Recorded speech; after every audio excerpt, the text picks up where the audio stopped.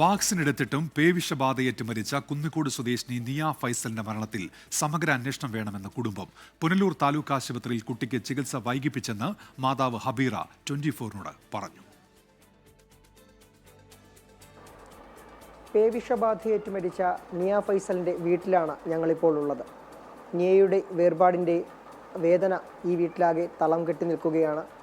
നിയയുടെ ഉമ്മ ഹബീറ നമുക്കൊപ്പം ചേരുകയാണ്. മകൾക്ക് ചികിത്സകളൊക്കെ കൃത്യമായി ലഭ്യമാക്കിയെന്നാണ് ആരോഗ്യവകുപ്പ് അവകാശപ്പെടുന്നത്. പിന്നെ എവിടെയാണ് പിഴച്ചത്? ഞങ്ങളിവിടുന്ന് നേരെ പുനലൂർ കൊണ്ടുപോകുന്നൊരു താമസമേ ഉണ്ടായുള്ളായിരുന്നു. ആ മുറിവിനകത്ത് ഇവിടെ ഹെൽത്തിൽ ഇഞ്ചക്ഷൻ എടുക്കത്തില്ല, താലൂക്കിലേ ഉള്ളെന്ന് പറഞ്ഞു.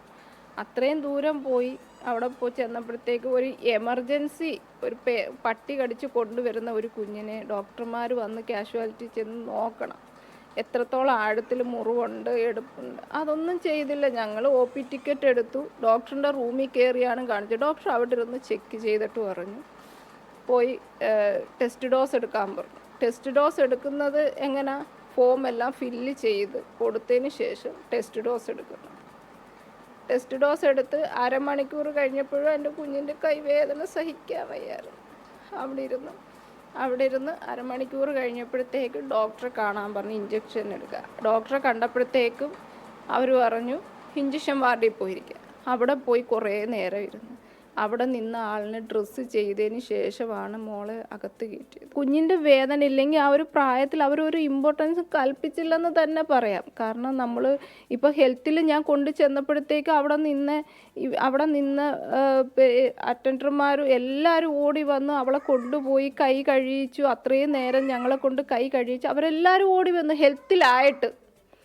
ഇവിടെ അവരങ്ങനൊന്നും ആ ഒരു കുഞ്ഞിനെ പട്ടി കടിച്ചതാണ്, അത്രയും മാരകമാവും എന്നുള്ള ചിന്തയൊന്നും അവരെല്ലാം സ്ഥിരം ഇല്ല, കാണുന്നത് കണക്കായിരുന്നു അവർ ചെയ്തത്. മരുന്ന് വീണിട്ടില്ല, അത് ഉറപ്പാണ്. കാരണം കുറച്ച് പോയി കാണും, പക്ഷേ ഫുൾ അവക്ക് എത്ര ഡോസ് വേണം ആ ഡോസ് കയറിയിട്ടില്ല, അത് ഉറപ്പാണ്.